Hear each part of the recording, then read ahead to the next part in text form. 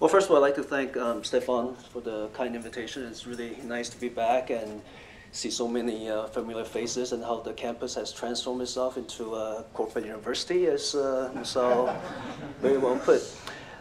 Everywhere else, I mean Duke as well, so it's not, I'm not defending any. So I actually didn't come prepared with anything to say about myself because at least that's how I sort of interpreted that he sort of had this resistance to sort of for people to talk about him. But since people are sort of sharing some episodes, I figure maybe I should just do one, and then I'll get onto my paper. I actually first met Marcel in around 1988, I believe, when I came down here to interview. I mean, to be interviewed, actually. Oh, I don't know which way it was, whether I was interviewing or he was interviewing me. But anyways, to decide whether I want to apply to the literature program here. And at the time, the literature department was actually at Third College, and now it's called the Thurgood Marshall College. And I was driving down from LA. I was waiting for him. He's, as usual, late. And he comes, you know, sort of acknowledge my presence, but not really. He opens the door, you know, he's rummaging stuff, and the only thing he said to me, without any provocation, the first thing he said was, "The emperor has to be hung." And at that instant, I realized I have to study with this man. And so Stefan sort of challenged us to somehow to sort of respond to some of you know, Marcel's writing. And I'm not sure you know, this is really like a response or any way to even go beyond. I mean, one thing Marcel has always taught us is that, you know, don't listen to authority, right? I mean, just do whatever you want. I mean, who cares? So this is basically what I'm doing. So my remarks today are not intended to repudiate Marcel's argument that the politicization of culture and the lack of critical discourse since the 1970s have made Japan somehow uninteresting. Rather, I want to suggest that post-Fukushima activities and debates, especially those surrounding people's movements, offered unprecedented possibilities to radically rethink and even undo the dominant system of conservatism and culturalism that Miyoshi so presciently observed in the late 1990s. So my comments are sort of divided into two parts. So this is part one, Fukushima and its discontents. In his critique of Japan as a nuclear state, Gavin McCormack juxtaposes the speech acts of two Japanese emperors addressing their subjects after major calamities. Japan's surrender on August 15, 1945, after Hiroshima and Nagasaki, and the Fukushima earthquake, tsunami, and the subsequent nuclear meltdown on March 11, 2011. The appearance of the two imperial patriarchs are not fortuitous.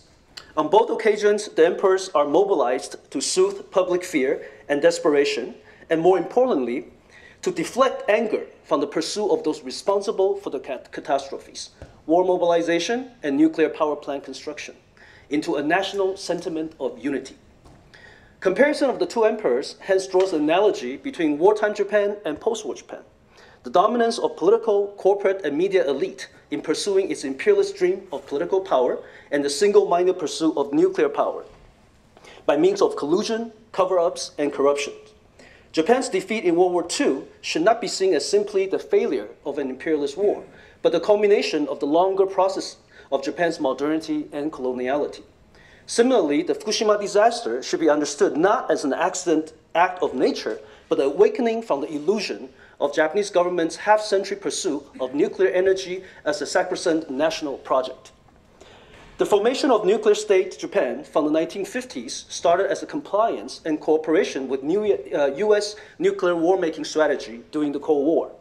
Given the strong civic opposition to nuclear weapons, nuclear-related projects had to be kept in secret. In the wake of the oil shock in the 1970s, and again with the urge of the United States, the Japanese government continued the pursuit of nuclear energy at all costs as an inexhaustible, safe, and independent energy source for a resource-poor country. Nuclear projects are continually subject to manipulation, extensive and advertising campaigns, cover-up, especially of success incidents, and deception as to risk and safety levels. What has become apparent soon after the Fukushima meltdown is the continued concealment, misinformation, if not outright lies, by the state and the industry, the Tokyo Electric Power Company. Let me cite two examples. One, On March 14th, the Ministry of Health and Labor raised the maximum dose of exposure for workers to 250 millisieverts a year, where it was set at 100 sieverts over 5 years previously. Recommendation of International Commission on Radiological Protection Guidelines stipulated a maximum of 20 millisievert a year. The increase of radiation guidance was justified on the ground of state of emergency, or something we might call the state of exception. As Paul Jobin has argued, this has the effect of legalizing illness and deaths from nuclear radiation, or at least the state's responsibility for them. What also has become visible during the disaster is the dire working conditions for workers in the nuclear plants. Besides regular employees, the majority of the workers at power plants are temporary laborers provided by subcontracting companies. A large percentage of the workers are made up of the so-called economic nomads, Burakumin, the Japanese outcast, Okinawans, Zainichi, Korean residents in Japan, underclass drifters, and migrant workers who understood the risk of radiation but chose to work there because employment at the plants required no reference and a relative high salary. The workers are prohibited to speak to the media and are not allowed to complain about health problems associated with their work. 2. The official narrative put forward by the Japanese government and TEPCO, the Tokyo Electric Company, has been this. The earthquake knocked out the plant's electric power, halting cooling to its 6 reactors. The tsunami, a unique one-off event, then washed out the plant's backup generators, shutting down all cooling and starting the chain of events that would cause the world's first triple meltdown.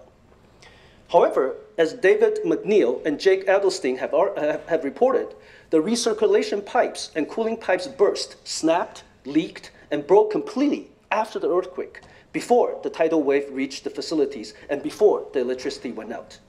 The problem with the pipes and the cooling system had been pointed out for years, as with allegation that TEPCO had deliberately falsified safety records. The reluctance to admit that the earthquake did direct structural damage to the reactors is to conceal the possibility that the safety of every reactor under suspicion our reactors are properly built to withhold or withstand the strongest possible earthquakes. What we have is consistent and continued cover-ups, misinformation, deception by the state and the industry in promoting nuclear energy as safe, clean, and good for the nation. The problem, therefore, is not just the cluster of reactors in and around Fukushima, or the remaining 53 power plants scattered throughout the archipelago, but rather the nuclear system and the mentality that underpins it. McCormack puts it this way, quote, "The challenge is fundamentally political. Can Japan's civil society accomplish the sovereignty guaranteed under the Constitution and wrest control over the levers of the state from the irresponsible bureaucratic and political forces that driven it into the present crisis?" Second part, post-Fukushima possibilities. Since the Fukushima meltdown, numerous anti-nuclear demonstrations have taken place throughout Japan by ordinary people, 26 or so in the last 6 months. On September 19, the highly anticipated Goodbye Nuclear Power Plant rally saw an estimated 60,000 people. Kamata Satoshi, a journalist, observes, quote, the rally was a totally new phenomenon. It is not just an anti-nuclear energy movement, but the beginning of a large-scale protest by ordinary people, a historic people's movement, end of quote. Beyond protest, the city of Makinohara in Shizuoka Prefecture drew widespread attention after it passed a resolution to permanently shut down the nearby Hamaoka nuclear plant. Many are pushing for a national referendum on nuclear power. Independent and online journals such as Impactio, Weekly Friday, and Modern Thought published special issues against nuclear power plants. They also held seminars, meetings, and rallies. The latest demonstration, for instance, linked the anti-nuclear causes to that of the Occupy movements throughout the world, demanding accountability from the government and big business. I want to cite briefly 3 examples that I heuristically describe as post-colonial, post-capitalism, and post-Fukushima, respectively. 1, walking through Fukushima.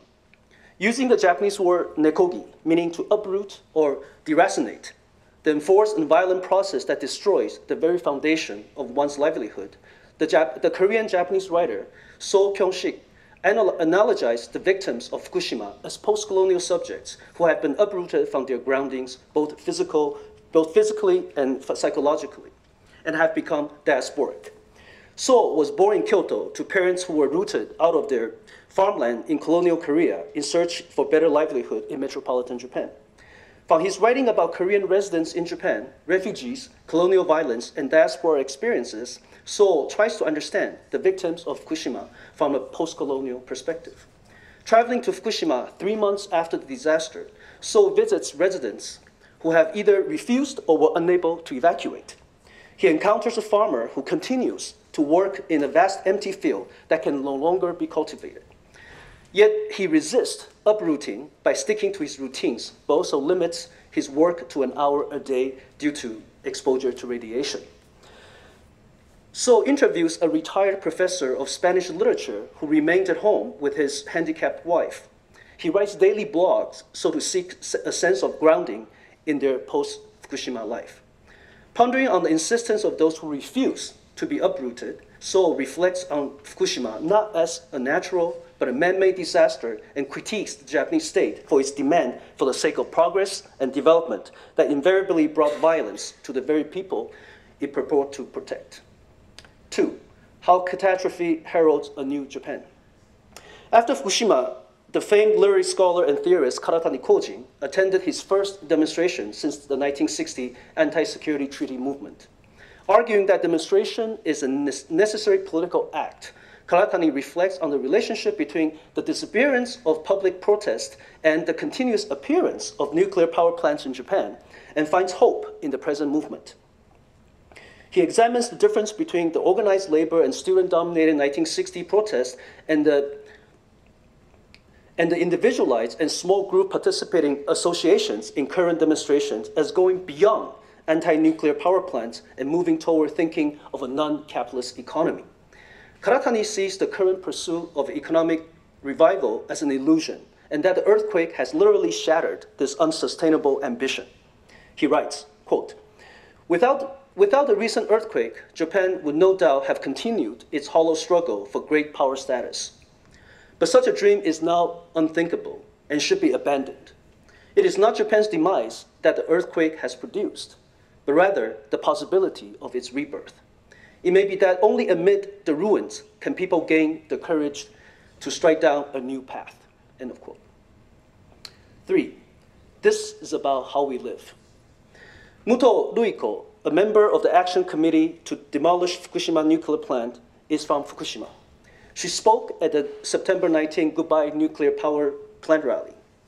For many of the participants, this was the first time they are joining demonstrations. She talked poignantly about how people in Fukushima have been pressed to make decisions about their daily lives, to go or stay, to eat or avoid, to hang laundry outside or inside, to make children wear masks or not, to plow fields or not, to raise their voices or remain silent. These are anguished decisions. What has become apparent over the last few months is that truth are covered up, the government does not protect its citizens, the catastrophe has not ended, people of Fukushima has become the subject of a nuclear experiment. Vast amount of the radioactive waste still remain. In spite of the huge sacrifice, the cloud of the proponents of nuclear power still prevails. As the self-proclaimed ogre of the Northeast, quietly burning flames of wrath, Muto says her fellow citizens are demanding accountability from government and the Tokyo Electric Company. I will end by quoting Muto's plea for an alternative world. This is from Muto. I'd like to say one more thing. This is about how we live. We need to imagine the world existing on the other side of the outlet that we casually insert our plug into. Think about how our convenience and prosperity are built on discrimination and sacrifice. Nuclear power plants exist on the other side. Humans are just one species. Is there any other species that rob their own kind's future? I want to live decently in harmony with this beautiful planet Earth. While carefully conserving energy, I want to pursue a rich, creative life. How can we create a world completely different from one with nuclear power. Thank you.